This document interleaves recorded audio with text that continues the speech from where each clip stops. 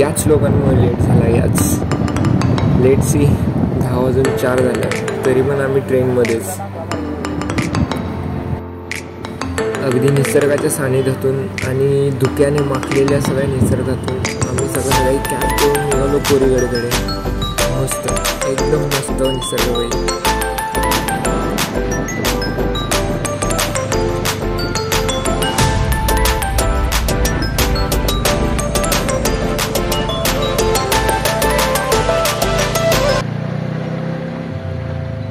गडाच्या पायथ्याशी न थांबता आम्ही लगेच आमचा ट्रेक चालू केला, कारण की आम्हाला वेळेचं बंधन आणि सर्व काही लागू झालेलं आणि वेळेत आम्हाला काय रिटर्न यायचं होतं.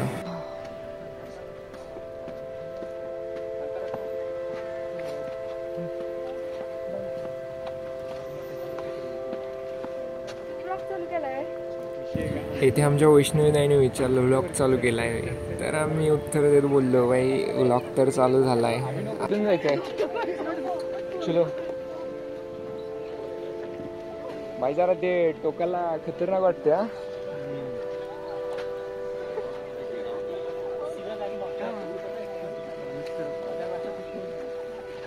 ए वैष्णवी, वैष्णवी. माझा कॅमेरा काय जरा वेळ थांबला, जरा पुढे गेलो आणि कॅमेरा आता कोणाच्या हातात सी आणि इंट्रो चालू झाला. चला रे चला लवकर चला, आपल्याला पोहोचायचं आहे वरपर्यंत.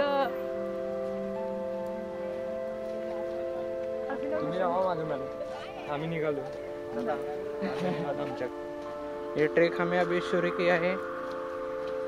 यहाँ से आप ये नज़ारा देख सकते हैं, खूबसूरत नज़ारा. खूबसूरत नज़ारा. ए साइड में हटो, नज़ारे के बीच में आने वाले, जरा साइड साइड साइड में हटो. ये देखिए दिस इज द व्यू. वो देख सकते हो, वो लोनावाड़ा का हिल स्टेशन है.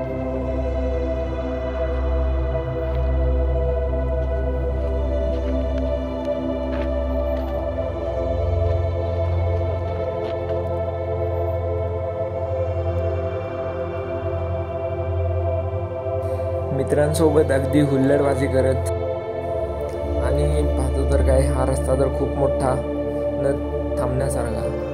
सो कंटिन्यू करत पुढे जायची वेळ आहे. चला पाहूया. तर मित्र बोलला जरा तुझा कॅमेरा पण अँगलने जरा इकडे फिरव ना, जरा निसर्ग पण दाखव. तर पहा मग हा निसर्ग कसा एकदम व्ह्यू भाई क्लिअर.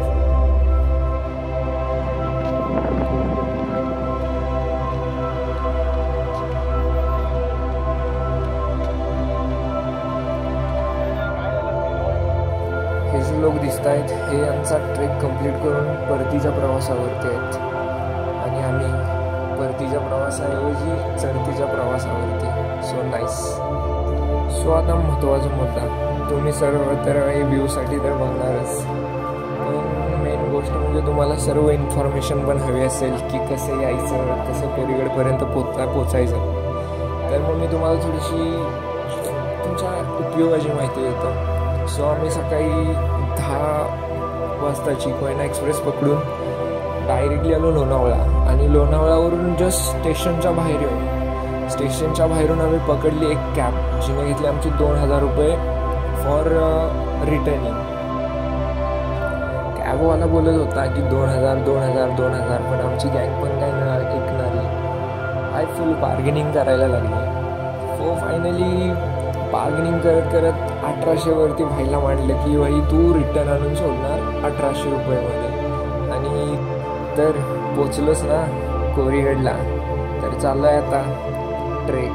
पाहूया आता कशा वाटा आणि कसे एवढे सगळे पार करून पोचायचं आहे वरती. चला तर पाहूया.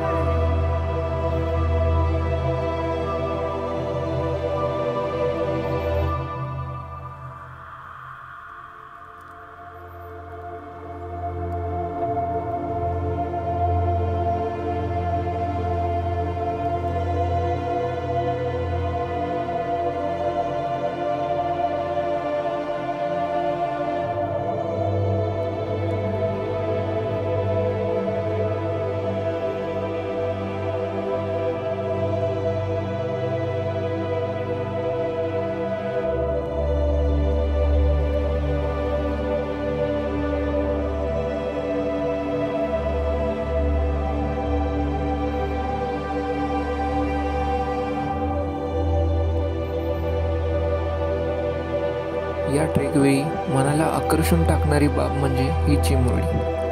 अगदी तृप्त मनाने आणि आनंदीमय वृत्तीने ती तिचा ट्रेक कंप्लीट करत होती.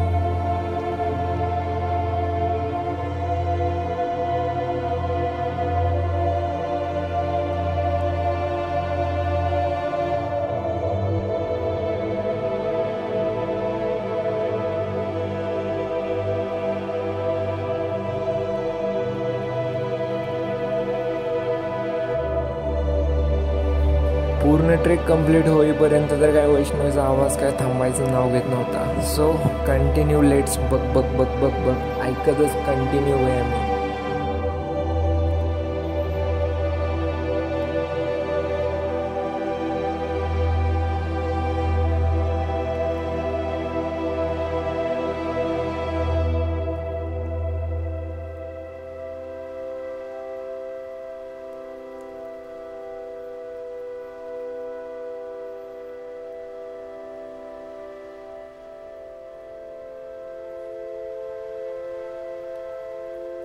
चिमुकलीची ओढ तिच्या धावण्यावरूनच समजून येते की तिला किती ओढ आहे ती किल्ल्यांची.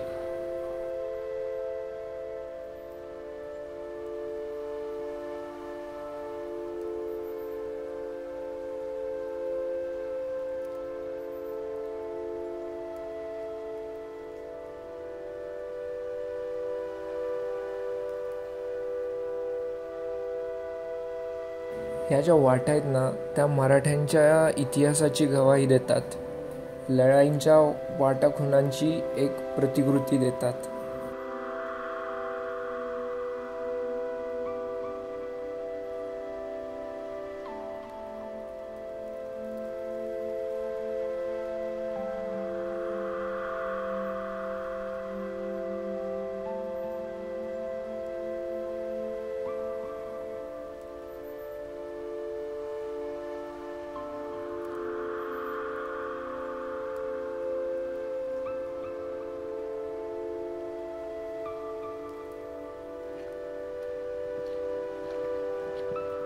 अगदी जंगल क्रॉस करून आम्ही वाईल्ड लाईफ जिंदगी जगत आहोत. काय दरी दगड ओढे आम्ही वरती चढत आहोत.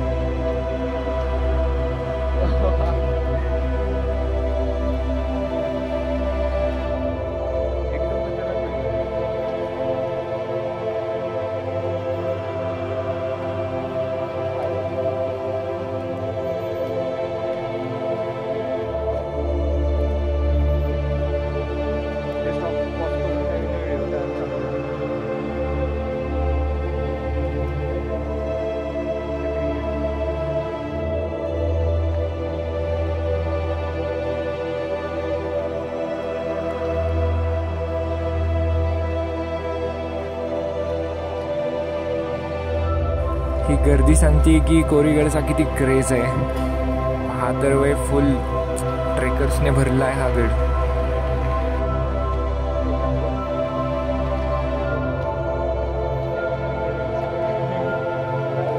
तर जाताना फायनली वाटेमध्ये झाले डॉगेश वाईनचे दर्शन आणि एकीकडे आमची ही वैष्णवी अगदी हसत हसत दगडावरती बसून स्माइल देत.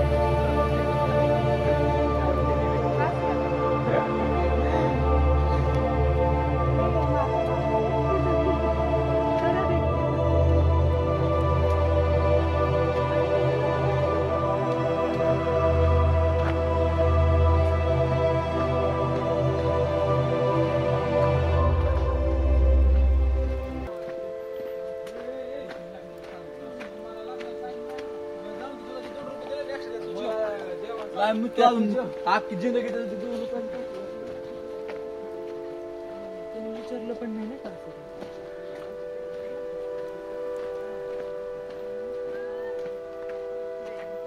कुठली भाषा होती? जय भाऊ डॉन द ट्रेकर्स. इथेच मध्यस्थी ट्रेक करत असताना एक आम्हाला दुकान दिसले जिथे आपल्याला काही मॅगी किंवा असं काही मिळू शकतं. बघा परत ती चिमुरडी दिसली. आता तिला भिजायचा आनंद घ्यायचा आहे वाटतं. तिने तिचा रेनकोट काढून तिच्या बाबांकडे दिला.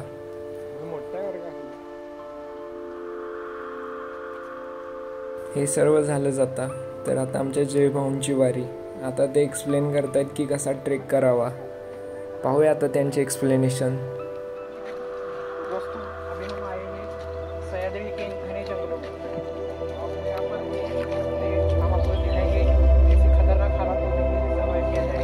आपको भी एडवेंचर में मजा आएगा. चलिए मेरे साथ. एक गलत कदम.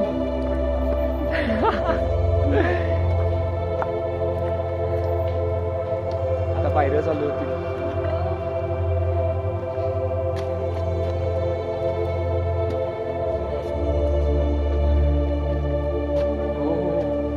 फायनली आम्ही सर्व ओढे चिखल सर्व पार करून फायनली पोचलो ते किल्ल्याच्या पायथ्याशी. आणि इथून चालू झाला आमचा पायऱ्यांचा वाटमार्ग, जिथून आम्ही वरती कोरेगडवरती पोचणार होतो.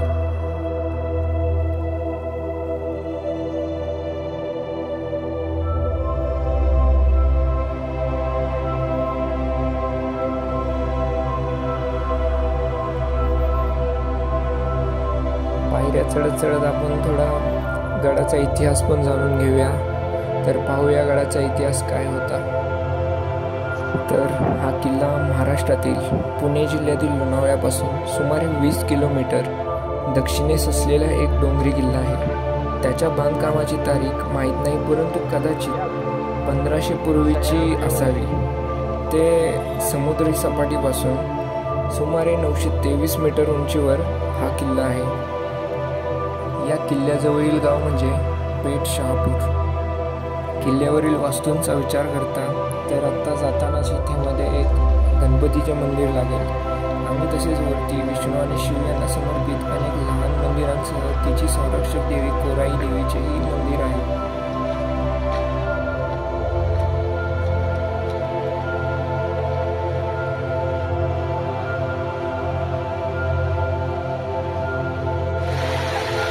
इथे परत आमच्या जयभावांबरोबर हुल्लेडबाजी करत आमची वैष्णवीताई. या किल्ल्याचा आकर्षकपणा म्हणजे या किल्ल्याच्या पायऱ्यांवरून वाहणारे पाणी. आणि आत्ता पावसाळा असल्यामुळे अवतीभोवतीचा पूर्ण परिसर हा हिरवळ शैलीने पूर्ण माखलेला आहे, पूर्ण हिरवळ.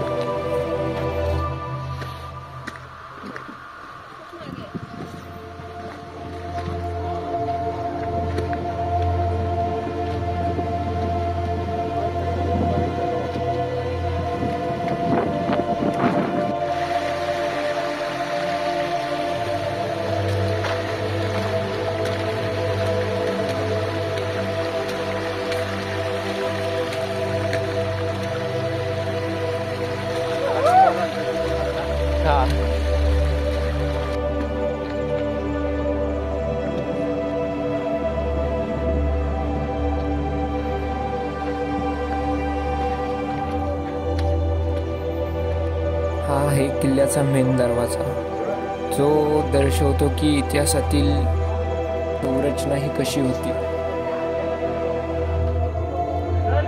किल्ल्यावरती पोचल्यावरती सगळ्यांची एकच ओढ, वरून ज्या भिंतीच्या छिद्रांमधून बाहेरचा व्ह्यू कसा येतो.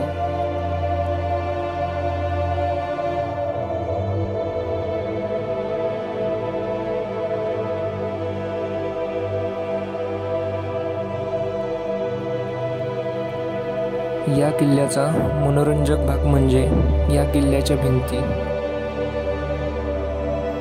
या भिंतीच्या बाजूंनी चालत असताना आपल्याला काही 2 तळेही दिसत आहेत, जे एकमेकांपासून वेगवेगळे दिसतात, पण ते वेगळे नसून दोघांमधून थोडे थोडे पाणी एकमेकांकडे वाहते.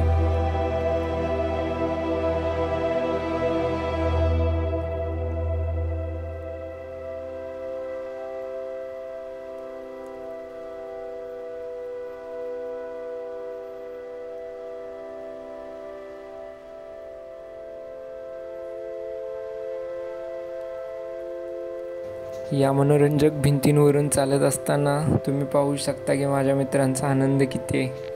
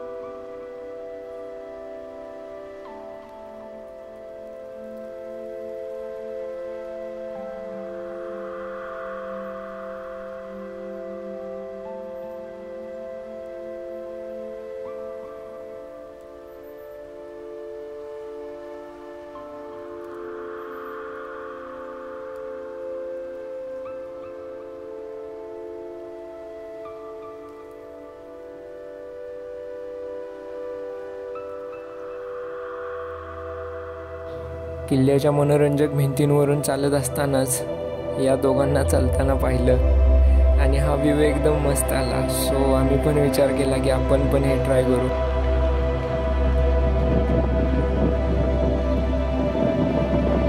व्हिडिओ करून झाला, पण मोबाईल परत आणण्यासाठी परत जावं लागलं.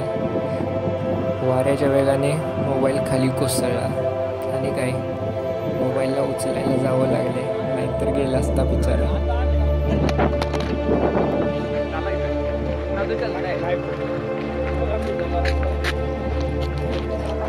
हा तटरक्षक भिंतींच्या बाजूचा परिसर असा काही दिसतो आणि त्याच्या जवळील हे गाव. हे सर्वच करत असताना मनात एक विचार आला की बाई सगळं तर करतोय, आपला पण एक व्हिडिओ झालाच पाहिजे या निसर्गात. आणि फायनली या निसर्गरम्य वातावरणात आणि या मनोरंजक भिंतींवरती चालून आणि येथील सर्व दृश्य पाहून आमचा फायनली ट्रेक कंप्लीट झाला आणि हा फायनल व्ह्यू. चला तर मित्रांनो, धन्यवाद. भेटू परत पुढच्या किल्ल्यावरती.